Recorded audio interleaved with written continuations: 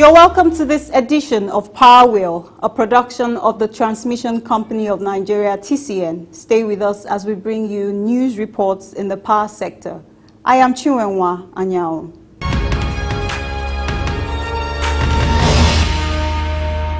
To guarantee more bulk electricity supply to Benin City and its environs, the Transmission Company of Nigeria, TCN, says processes are ongoing to install 100 MVA capacity transformers ahead of massive rehabilitation works at the 2 transmission substations in the Edo State capital. The managing director of TCN, Mr. Usman Guru Mohammed, announced this recently when he received the Edo State Governor, Mr. Godwin Obaseki, at the TCN headquarters in Abuja. He said, "We have taken a decision that we are moving 60 MVA from Irua to Benin. We are moving 60 MVA from Irua to Benin. And we have also concluded, I just finished talking with the PAMSEC. I'm going to write a letter to the governor of Bayelsa State. We have 40 MVA transformer there at Bayelsa, which is a mobile transformer, and we are not using it. Yeah, of course, Bayelsa is saying they want it installed in another place, but it's for us to decide whether there's need for transformer in one place or the other. Under our transmission rehabilitation and expansion program, we have a plan to rehabilitate and upgrade both substations in Benin. So even the mobile transformer, by the time we completed this our rehabilitation, it will not be needed. So that's what we intend to do. So the problem that are in Benin are actually temporary.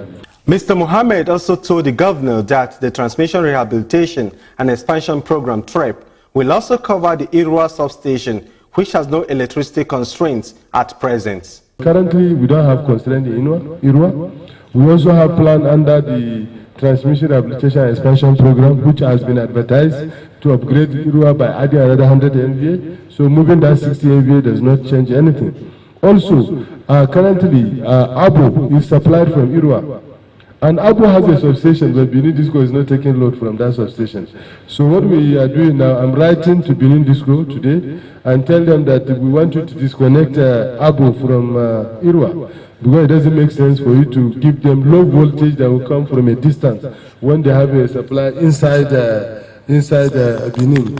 He lauded Governor Obaseki for the passion he has for the power sector improvement and for the support he has accorded TCN in its project delivery efforts in Edo State. Mr. Mohammed sought cooperation from the governor for Everstar Company and eligible customer applicants in the state that seek help on clearing right-of-way issues. We've told them that we have been collaborating with Edo State because they told us one of the problems they have is that the numbers from compensation is very high. We said, look, you don't work in Nigeria like that. You have to work with the state government because state government are the owners of the land. And if you are going to put that industry to support the development of the state and employ their people, the state government will be interested because you are also going to be paid tax to the state. So we are going to tell His Excellency so that we collaborate with you, together with you and him, to see how we can work with you to build the line. And we are even willing to work with them to build the line for them if they are going to pay, and they can provide the assurance that they are going to pay us. So that's the way we are working. Governor Obaseki said his team was at TCN to appreciate the management for the massive transmission projects nationwide, and especially in Edo State. When we spoke about a year and a half ago, when you just resumed and you were telling me about the dreams after the issues with Manitoba and what you planned to do, I said, here they come again. They'll just talk and talk and talk and nothing will happen. But to my greatest surprise, you have executed. I was with you in Okula. I worked with you on the Auchi substation. I know what you're trying to do in Irua. And we are very, very proud of what you have done in a short period of time. He also assured TCN of their readiness to support the company in further expanding transmission infrastructure in the state, saying, and I want to assure you that one of the reasons I'm here is to say, look, you have a state that is prepared and willing to partner with you to ensure success. We understand that we are perhaps the backbone, as a state we're the backbone of the grid, and a lot is expected of us. But unfortunately, because of the way we run institutions over the years, there's that collaboration and that intrinsic cooperation where information is shared, plans are shared between the national and sub-national institutions. We've not made as much progress as we should have. He also extolled the rising transmission wheeling capacity of electricity made possible by the present management. When the power transmission is working, generation is no longer the problem.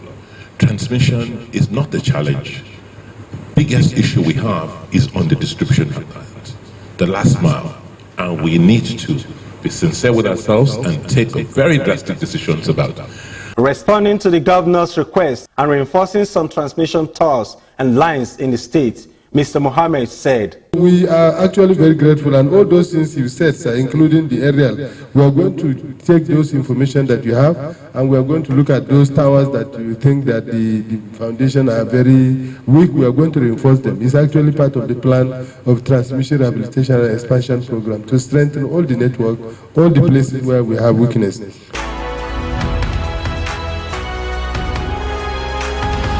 To consolidate on generating more electricity through global practices from renewable energy and other cheaper sources of electricity technology, the West African Power Pool says it has updated the 12-year ECOWAS Regional Electricity Master Plan to guide electricity sector development in the West African sub-region. The chairman of WAP, Mr. Usman Gur Mohammed, disclosed this in his opening speech at the 13th WAP General Assembly held recently at his secretariat in Cotonou, Benin Republic, where he added that important agreements, including the Cotonou Protocol, were signed. The electricity landscape in our sub-region is changing rapidly due to high population growth, accelerated urbanization, and clamor for social well-being through improvement in electricity supply by our citizenry. Recently, some states within the community have also discovered oil and gas deposits. We are also witnessing unprecedented interest in renewable energy. The significant drop in the cost of solar technology also made them more attractive than in recent past. To keep abreast with the development and ensure we mitigate harmful emergency procurement of our services, we have updated the ECOWAS Regional Electricity Master Plan 2019 to 2033. This is coming just 7 years after the previous update. The new update has assisted us to identify new priority projects consistent with our development aspirations. Mohammed said this year marks important milestone in the development of the West African electricity market because on June 29, ECOWAS Regional Electricity Regulatory Authority, ERERA, formally declared the commencement of the ECOWAS Regional Electricity Market. From June 29, 2018 going forward, new contracts shall follow the prescribed form defined in the market rule and regulation. It is also in 2018 that the financing of the WAP Notco project was mobilized. Implementation structure commenced with the recruitment of some of the key staff, including the director. This project shall complement the CLSG and OMVG projects. The two projects, that is CSLG and OMV project, are expected to be completed between 2019 and 2020.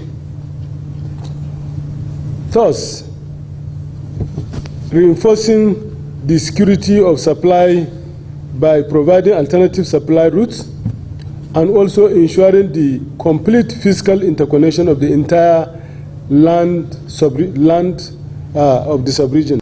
He said, with the first phase of the regional electricity market in operation since June 2018, critical projects like the North Core Transmission Project, the Information and Communication Center ICC project will mark the second phase from 2020. The second phase shall include, among others, day-ahead market and competitive trading of electricity. At the 32nd Donor Coordination Meeting of WAP Technical and Financial Partners held during the 13th General Assembly session, the WAP chairman in his address said, with collaborations from officials of member countries and the partners, the power pool was entering another stage soon.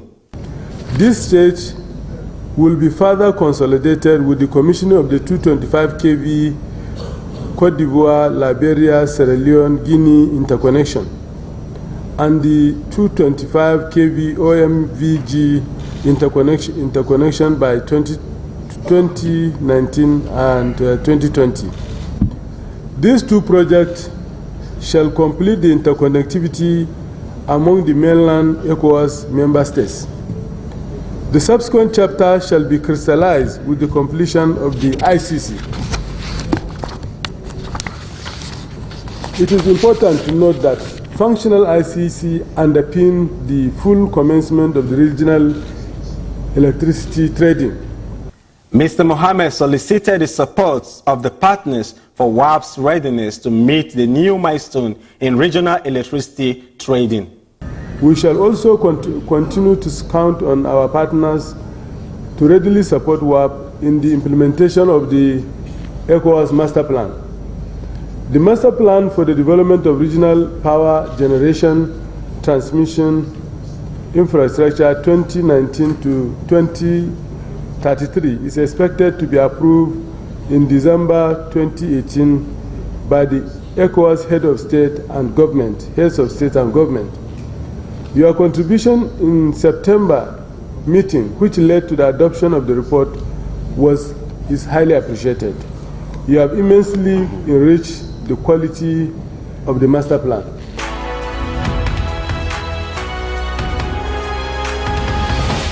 Let's take a break for a message. Please stay tuned. Verify that land before you buy it. To drastically reduce the incidence of building under the transmission right-of-way or encroaching on designated TCN land, members of the public are hereby requested to verify land near or along transmission line route before purchasing it. Verification should be made in the Land Development Authority or at the TCN office.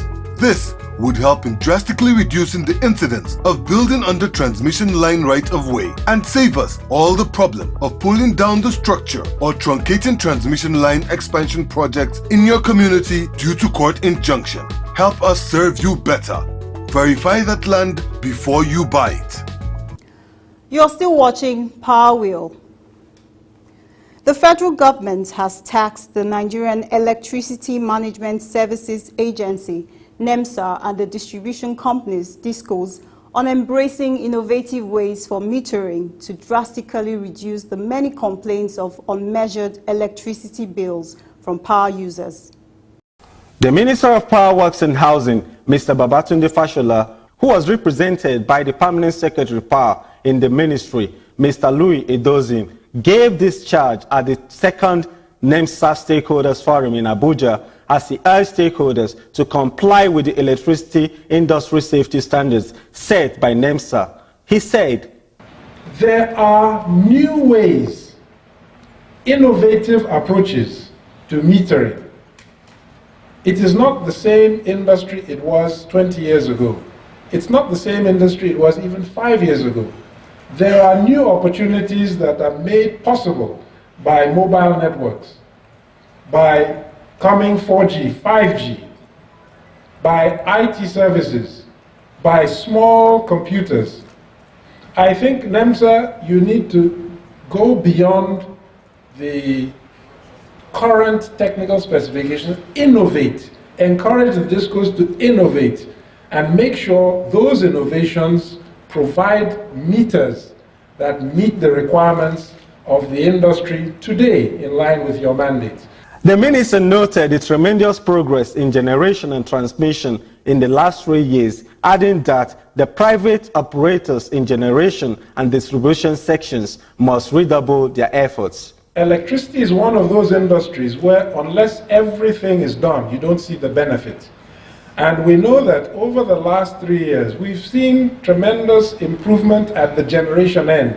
Available capacity, generation capacity has gone up. We've seen tremendous improvement at the transmission end. The available transmission capacity, the ability to deliver that generation to the 800 trading points around the country, has improved significantly. We're working with the DISCOs for them to keep pace with the developments in these other areas. Harping on the mandate of NEMSA, to enforcing technical standards and meter testing. He urged the DISCOs to key into safe practices in their networks and intervene to solve key issues of metering and customer satisfaction.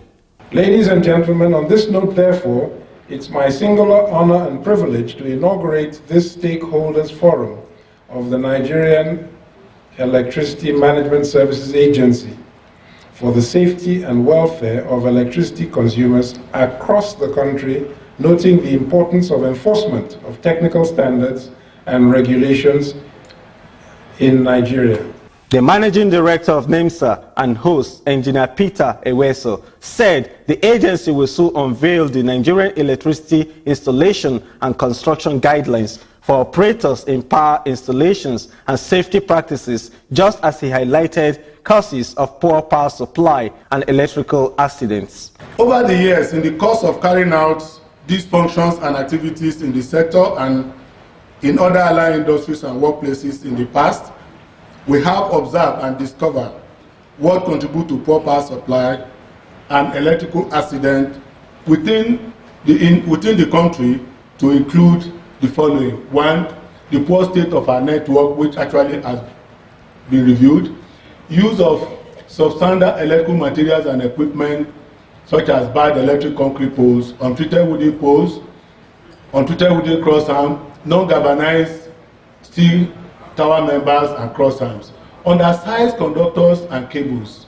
Eweso, who urged the participants to initiate ways to enforce compliance of safety measures towards stable and safe electricity supply, said NEMSA has taken major steps. As a means of mitigating these drawbacks in our networks and building premises, NEMSA has issued enforcement directives on the following. One, use of only 150 mm ACSR conductor for 33 kV primary feeder lines because of its additional mechanical strength and able to actually stand the test of time. Banning the use of untreated wooden poles and wooden cross arms.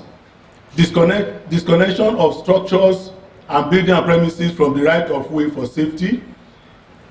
And actually, we have equally banned the use of non-galvanized channel and angle irons, both and not, because this one too is as bad as untreated wooden cross arm.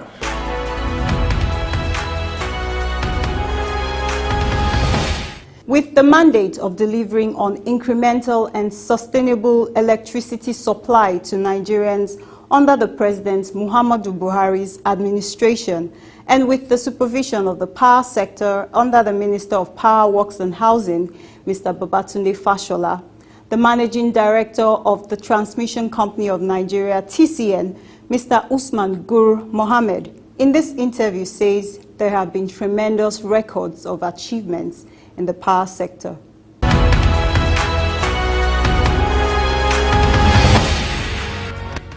What is the nature of relationship that exists between TCN and the GENCOs?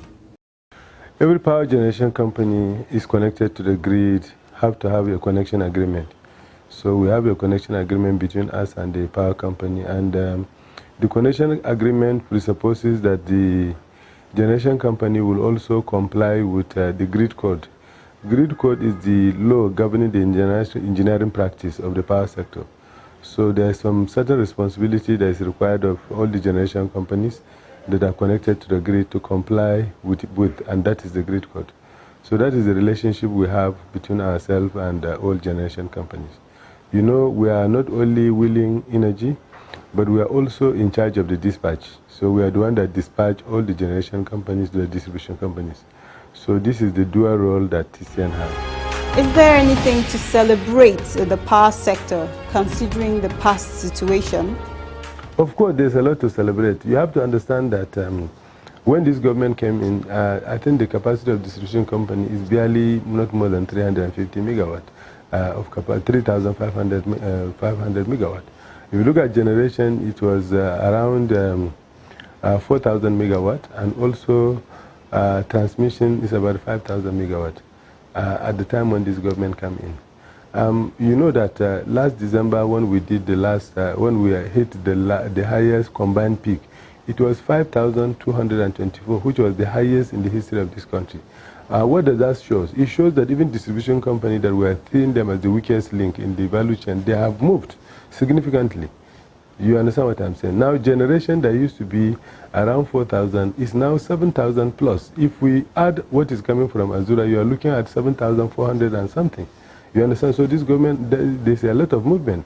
Transmission, as at December when we did the simulation, it was 7,124. We did a simulation 1 month ago. The capacity of transmission is slightly above 8,000. And I want to tell you also that we have raised significant level of investment that has never happened in the history of transmission or in the power sector. We have raised $1.57 billion. We have changed the procurement process. We have increased the capacity of contractors that do job here, and we have changed the scoping in such a way that we are attracting some of the best companies all across the world. We have introduced advanced procurement, which has never happened in the previous in the history of this country. So many things are happening. So we can't say we are static. You have to also understand that this government have taken steps to complete Azura. It has also taken steps to sign the Mambila hydro, which is alone is about 3,050 megawatt. You know that the government has also continued to fund Zungeru, and Zungeru will be completed next year. There's also AFAM, which will bring about 200 megawatt. There's Ajib also, which they have signed, which is going to bring 510 megawatt. So we have moved, to be honest. This government has done a lot. And you know, it's easy to create problem, but it's very difficult to solve the problem. So even some of those problems that were created by the previous regime, this government is working to solve them. You know that the government is even working to invest in the discourse. And this is part of what the government is doing to see that we move. So the government is moving very hard, and I believe that if the government is given a chance to continue, I think we'll be able to solve the problem of the power sector.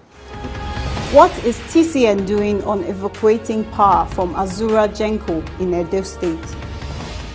When we came in, we just discovered after I've even spent more than 7 months here that we have Azura that has almost been completed, and there was no plan on how to evacuate Azura. So we have to quickly come in with the emergency procurement on how we can procure the line, contractor that can do the line. We estimated that Azura could have been evacuated by the line that we are building from Benin North to Oshogbo. But that will take some time. So we have to now turn out of the Benin-Ajakuta line so that we can evacuate Azura. Unfortunately, we did the procurement, we finished everything, but when we come to the compensation for the right-of-way, the amount became very, very high. It was 660 million. By our estimation, when we did the Google of the place, it's supposed to be about slightly other 100 million or slightly below 100 million. But it came out this number. So we have to go back to Edo State to help us with the reduction of the cost. And that took some time. It was just last week that they gave us the numbers, which they have reduced to 250 million. Now we are going to pay the money, and the contractor has actually ordered the towers. Some of the towers are already here. What we need to do is to give them the right of way for them to be able to install the towers so that we can now dispatch Azura on that line. Currently, Azura cannot be dispatched 100%. If Azura should be dispatched 100%, it means that we have to restrict Ihovo NIPP. That is the NIPP, the Ihovo IPP, which is owned by NDVSC. We have to restrict them. So this is the situation. But we are working very hard to see that we put this line and then we provide the flexibility of evacuating Azura.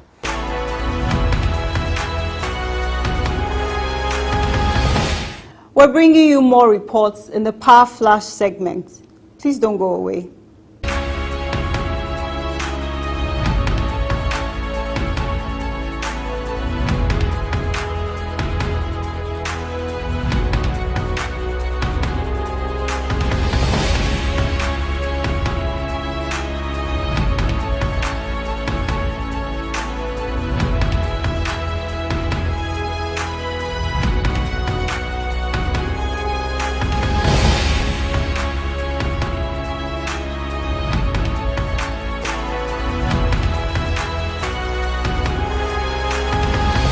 We hope you had an exciting time with us on this edition. Join us on Power Wheel, same time next week. Until then, you can watch our episodes via our YouTube channel and as well reach us through these other platforms showing on your screen. I am Chinwenwa Anyao. Bye for now.